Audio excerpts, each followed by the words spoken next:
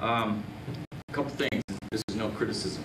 You may be as critical as you wish, Brian. If any of you are ever approached to talk to any form of media, never smile.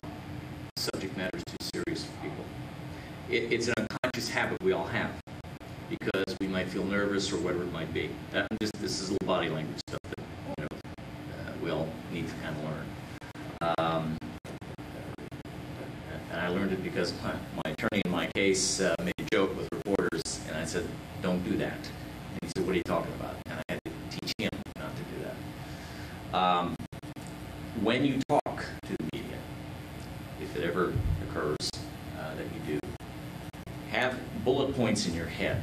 Have a fixed agenda of what you want to talk about.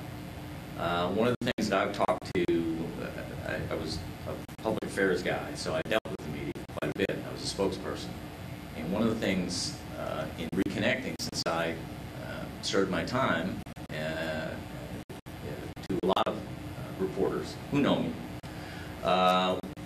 was I always go down this agenda in my head. And I make the point. I said, well, let me ask you a question, particularly with regard to the registry. Because I tell them what, they say, well, what do you have to go through? And I explain to them. And I said, let me ask you a question. I said, is there a murderers registry? Is there a drug cartel registry? I said, and if there was, would that stop them from dealing drugs or murdering somebody else? I said, has anybody taken along? I try to plant the story in their head to maybe do a little research to see, as you were saying, the recidivism rate. Where is it high, where is it low, and why? And then I talk to them about the stresses, as you did, on what this registry does to people. And how, this is the idea of punishment. If you committed a crime, is, maybe you go to jail, maybe you're on probation, maybe you're on parole. But there are gradations within that, within every situation. Here, the sex offender registry is one size fits all. As you said, somebody urinating in public who someone thinks is doing something else, as opposed to someone who, does something horribly to another individual. That's totally different. You've got two different, gradations here. But societal mindset is that we're all under the same umbrella. And this is what we have to talk about. And when we talk to them, another thing Gary and I were talking about, for FAIR, for this organization, when we approach media, either locally or even on a larger scale, the key person there, and I know this because I was an assignment editor in journalism for a major magazine, go to that person. Because they're going to have the ultimate power as to who is going to cover that story and how they're going to go about it.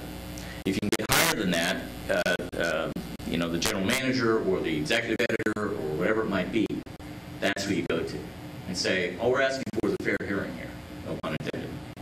Just a fair hearing for our side, for what we're advocating. To take a broader picture, a broader look at this.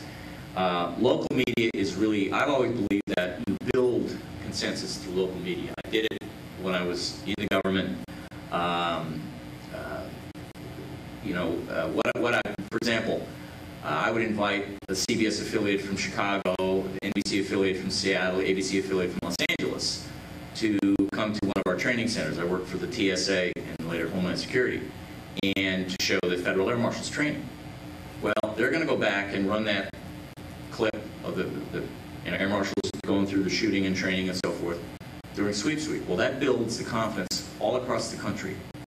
And if we're going to reach out, not just here in Maryland, but nationally, that's how you have to do it. You're not going to win the battle on the national level by going immediately. Yeah, it'll help. It'll definitely help. There's no question about that. But again, it's what you were saying there too. It's how do they edit that? And that's another reason when you talk, that I say have those bullet points in your head. Speak in a little clip of 15 seconds.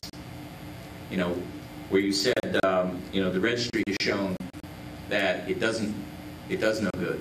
It doesn't prevent anyone else from committing this. And that, again, the other really good bullet point you had was like 90% of people who are charged with any type of crime are non-contact or whatever. It's not the egregious example that you see or that society has in its head. We have to paint the positive picture sense that these are situations that vary across the rainbow, all through, racial divisions, ethnic divisions, monetary, economic divisions, everything. It's within our society. But is everybody a monster because of that? No. What are the odds of these people, whether recidivism rate? Well, the recidivism rate for robbery is higher than sex offenders. Or dealing drugs, higher than sex offenders. So who's the greater danger? Who's the greater danger? Who's the greater danger to your children? Is it going to be someone who went through psychological counseling, is dealing with their problems, or is it somebody who may have gone through drug counseling but gets hooked again and starts selling drugs to your kids? Who's the greater danger to your children? And you have to paint the positive picture. You have to go through it, be it print media, radio, or TV. And one of the things I found that I really pushed hard for when I was working for the government was for our higher-ups in the department to do a lot of regional radio, which has a broader reach than, as we know, the power of radio, even more so than TV. We're a nation now, as we all know, of 10-second attention spans. But when you get a case, where someone's arrested, local news, if it leads, it bleeds, and this is this exact type of thing. And what we have to really work on is in dealing with the media is to desensationalize that.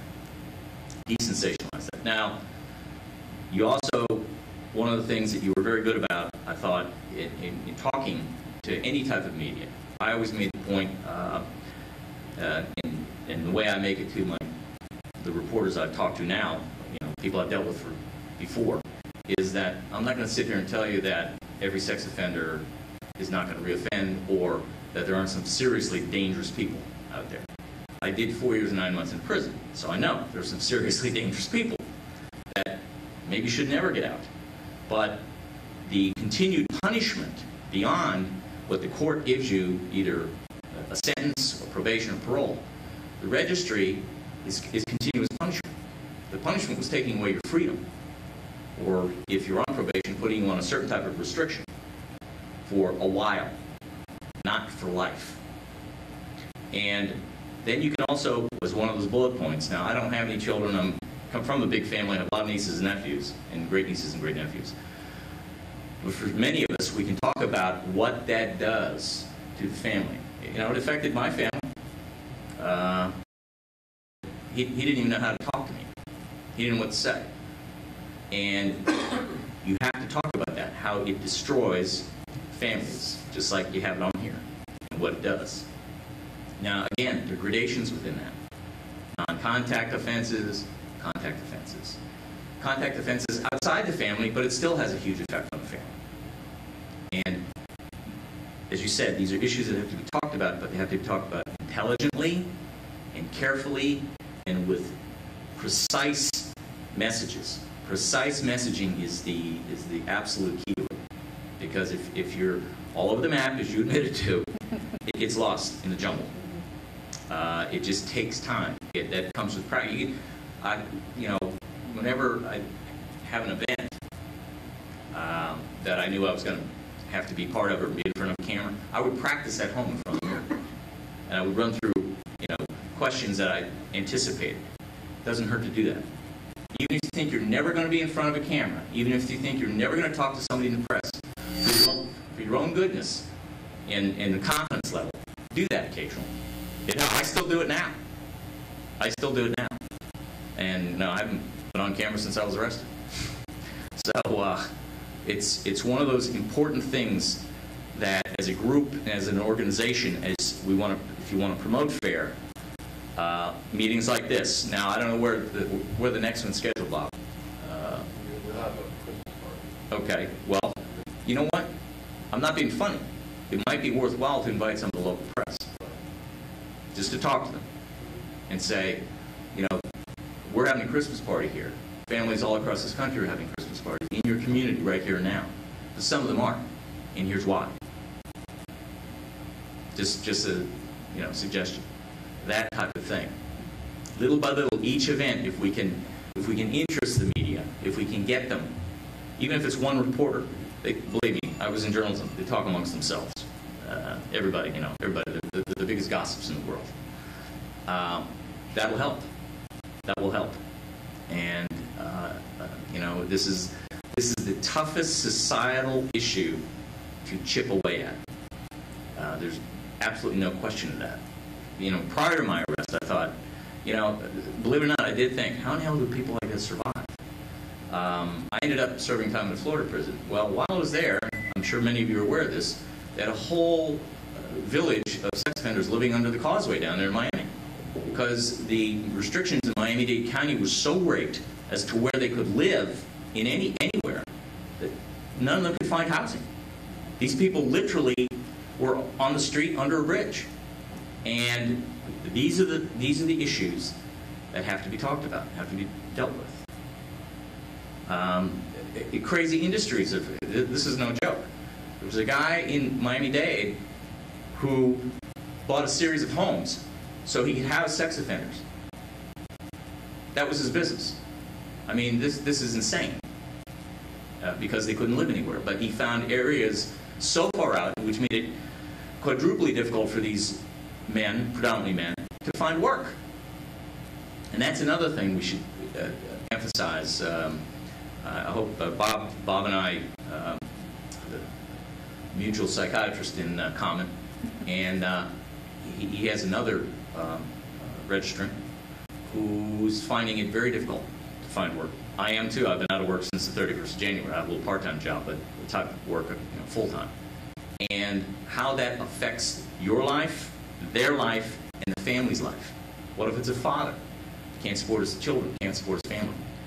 Nobody wants to think about that. It's like, oh no, they're sex offenders, put them over here. One size fits all.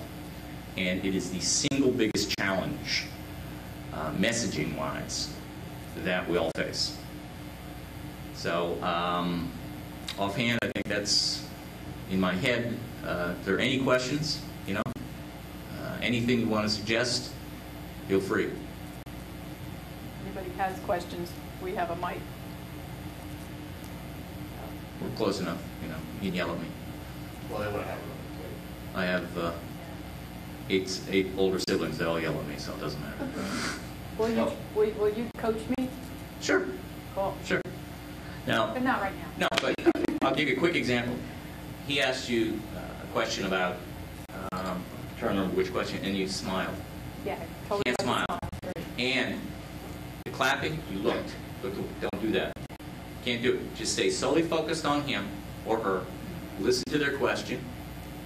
Have your answer in your head prepared. And try to anticipate these questions. You kind of know where these people are going to come from, where the media people, what they're going to ask you about. The business about, oh, did you anticipate any problems here? And, my answer would have been, why? We're just normal citizens, just like you. We're back in society, whatever problems there may have been. We pay our taxes, just like you. No, why would we anticipate any problems? Put the onus back on them. Make them justify their position, as opposed to you having to justify yours. Gary? Anything? Taught me a lot, and I've been in broadcasting and the media for 30-some years. So. Well, it's just, even the blind pig finds the trouble behind it, so that's me. So we'll wait yet. Okay. I really did appreciate your idea of bullet points in your head. Yes. I think that's something that leadership as well as the executive board needs to work on. That it's fair to have, basically a statement that we're prepared for, so that when we do, it's not if we speak to the media, when we will speak to the media. Right. We want to all be on the same page. You've got to be on the same page, because if you're not on the same page, they're going to say, hey, but he said this or she said that, and they're going to start picking at you. You have to. The messaging has to be solid. And I'll give you a very quick example. Every morning, when I worked at Homeland Security, we had a 9:15 meeting, and the Undersecretary of Public Affairs would come in and say, okay, here's what we're going to talk about today. This is our issue for the day. If anything else comes up, let me know, and we'll deal with it. But this is what we're going to talk about today. So if anybody from the media calls you about something, say, oh, by the way, let me tell you about this, of what we're doing. You've got to stay on one message. Because, as I said, the attention span in America now is that of a gnat. You got to pound it and pound it and pound it, and that's the only way it gets through. what I saw in Brenda's video, it was a very long interview. And I think that having those 15-second sound bites in your head, with all the information that you gave, with all the information that you were giving the reporter, when they get into the editing room, they're not going to sit and figure it out. They're going to look for the best thing, you know, and twist things around. They're not going to spend, 30 an hour editing your interview. Exactly. So, and also when you get, as Brian said, when you get to a question that you may not know the answer to, tell them we'll get back to you on that. Absolutely. We'll get back. Don't Absolutely. Thank you. think off the top of your head and say something like that. And I like the don't smile. For some reason, it worked for Joe Biden in the debate, and I could not understand that man was smiling when they're talking about people dying in Libya. But that we have to be serious. We have to be serious, and have a list. We need to put together a list of possible questions that people are going to ask, because they're going to be. And I've seen some of the nuttier questions. Isn't it your purpose to lessen the penalties for sex offense? Right? That's not what we're about, and they need to understand that we're not trying to legalize sex with minors or whatever, or nudity in public. That's not what we're about. We're about the consequences that are thrust upon us after we've served our time. I like to call it additional punishment. Yeah. Unlegalized additional punishment. And that goes to where the Court of Appeals case is resting. Right. It's hanging right now. We're waiting on that. Right. So, and we're all, just while we're still talking about the press, I know we're preparing now some press release responses for the outcome of the Court of Appeals case that's pending. I think everybody knows about it. If you don't, it's you know about it? Okay. So we don't need to hash all about it. So we're going to be prepared to have a statement for that. But I think ahead of time, we do need to have some media context. We need to find out who we should be sending these releases. Well, again, the key person at local TV stations, local radio stations, always the assignment editor, always. When I was in journalism as the assignment editor, I used to get easily, say, 150 to 200 faxes a day, press releases. And I had to read every one, because if you miss one that's important, I get screamed at by my boss. But the key is to find the key person who's going to either look at this and say, hey, this is kind of interesting, or hey, John, come here, go cover this event, go talk to these people, see if there's something there. Because it's a 24-hour news cycle now. They got to fill the airtime. They got to fill the white space, even in what newspapers are left. Can you step up to the mic? Oh, I'm sorry. I'm sorry. Whatever is out there, they're going to grab that. I mean, we know that. Everything from Lindsay Lohan to people in Benghazi. I mean, they're going to fill the airtime, and it doesn't matter how big or small the publication is either. I mean, that I think we've all seen that, because if a big one, if the AP picks it up, well, it's going to get distributed. But if a little one picks it up, it can move up higher. It can move up the food chain. I can tell you for a fact that there were stories that appeared in the LA Times or the Detroit Free Press or even the Des Moines Register when I worked for a news magazine that I would see it or someone would see it, and I might take it to the correspondent whose particular beat it would cover, defense or the White House or Congress, and say, hey, did you see this story that's bubbling up out there in Iowa or whatever? And boom, they'd end up with a story in the magazine. So it works both ways. It works both ways. And the key is to use the media as our tool. Define ourselves. Don't let them define us. But again, it's hard, because we are dealing with the single biggest, most difficult societal issue, I think, personally. Keep in mind that the TV stations all have an assignment editor, the newspapers all have an assignment editor, the ones that are left. Radio stations typically do not. Most radio stations have cut back to minuscule staffs now. So you're not going to find, in most radio stations, you're not even going to find a news department anymore. Their news comes over the network. So you're looking at the general manager at most of the radio stations to get to talk to, because you're not going to find anybody else. Case in point, in Salisbury, I used to run a group of stations that had 36 employees. They're owned by Clear Channel now. Clear Channel is the largest broadcast group in the country. They have 1,500 radio stations. In Salisbury, we had 36 employees for 8 stations. Today, they have 10 employees for those same 8 radio stations, okay? Nothing is local anymore. There's nobody. The building is a large building with nobody in it. In fact, they just downsized their offices because everything's coming over the network now, over satellite. There's almost no employees now. The local newspaper in Salisbury, you know, it's not Baltimore, apparently it's the largest city on the Eastern Shore. We had a newspaper with 120 employees at one time. They're down to 10. The newspaper's not even published in Salisbury anymore. It's published in Wilmington, Delaware now, and it's driven over to Salisbury overnight. There's no employees. There's a couple of salespeople and 2 reporters left, and that's it.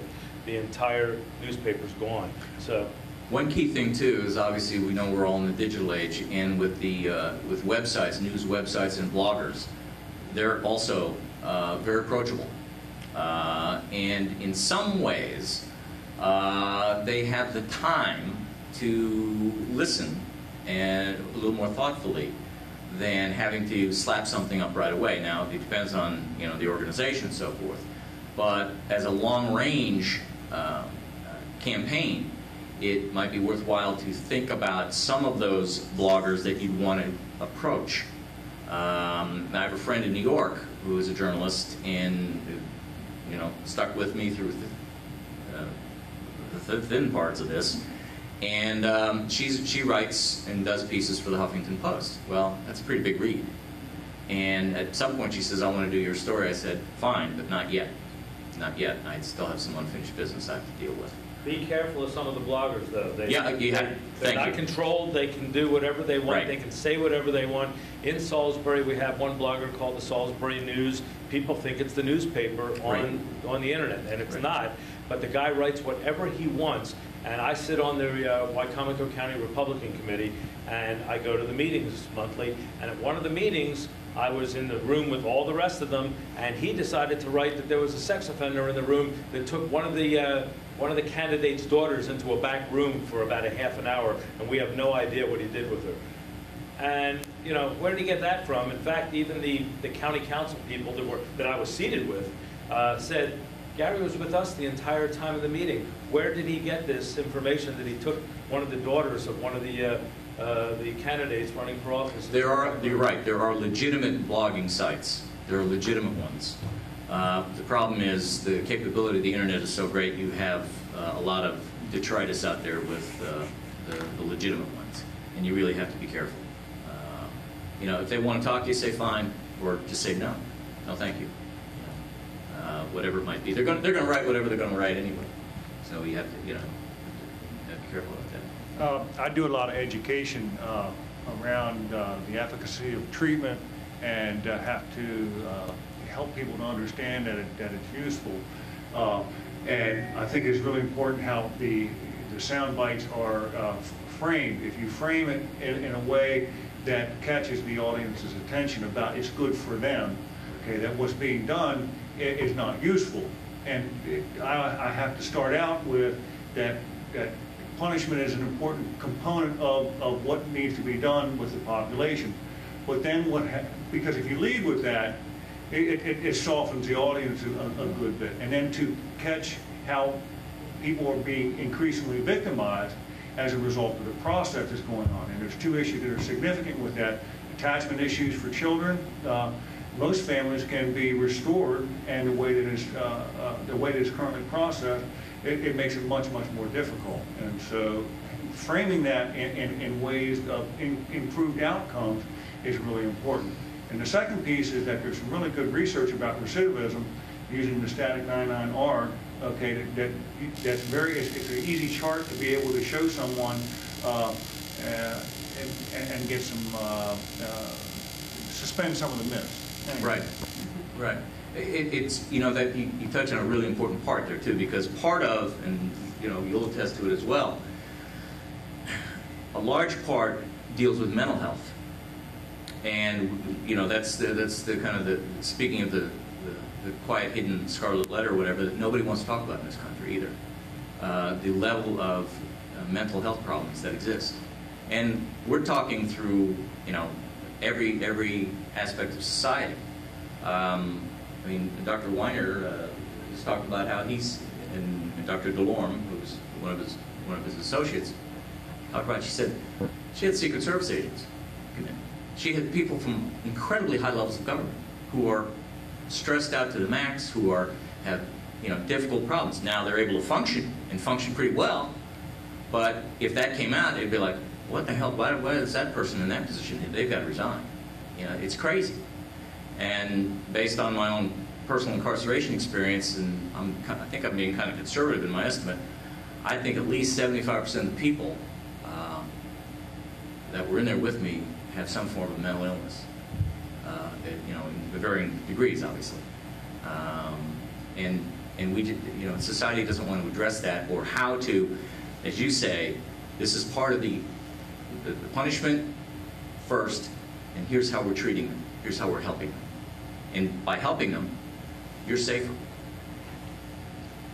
That's precisely it. To be able to sell it, you have to sell a difficult issue to the public, but in order to do so, you need to be able to hook their interest. Correct. If you don't hook their interest, they turn you off. And if you speak about being fair to sex offenders specifically, they turn you off. It's about the families, it's the children, okay, and the improved outcomes as well. You discussed the thing down in Florida where the offenders have to live underneath a bridge, et cetera. The current treatment models are called the Good Life model, and it has 17 different areas of addressing that if you address those issues, you reduce the likelihood of reoffending. But it's a difficult sale, and I spent a lot of time trying to do that. One analogy I use is there have been numbers shown that for drug treatment, for people, particularly first offenders, the recidivism rate, or the positive effect is that 75% never reoffend. That if used properly and you get people in proper programs, that the recidivism rate drops dramatically. But being honest enough to say, will it work for everybody? No. But it's going to work for most people, and it's going to make everybody safer.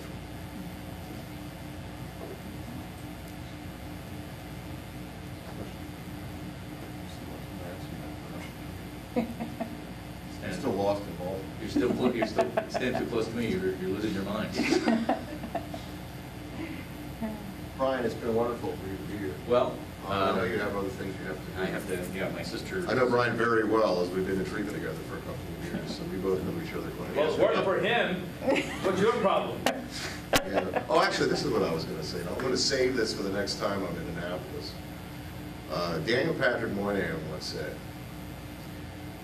"You are entitled to your own opinion, my friend, but you're not entitled to your own facts." So important that we have different statistics, and we need to get all that on the same page when people ask about that. But they say, "Why aren't most offenders going to reoffend?" And also, does the public at large realize that I would assume most released former offenders are going through some sort of treatment? And are they even aware of that? Do they think that they're just being let out of jail and running loose, not even considering probation? And treatment is part of probation. Polygraphs, which is something we're going to touch on a little later. So those are important issues that people need to be aware of. People are not running around loose. Believe me, we're not loose at all, because you have to watch your movement every turn. As we said, I think in group we were talking on one day, you're playing defense the rest of your life. Yep. You're playing defense. And you're guilty until proven innocent. Absolutely. Yeah. Particularly if anyone charged with a sex offense. Like I say, you can be a murderer, you can be a bank robber, you can sell drugs. Oh, well, he's done his time, he's okay, he won't do that again. Sure about that?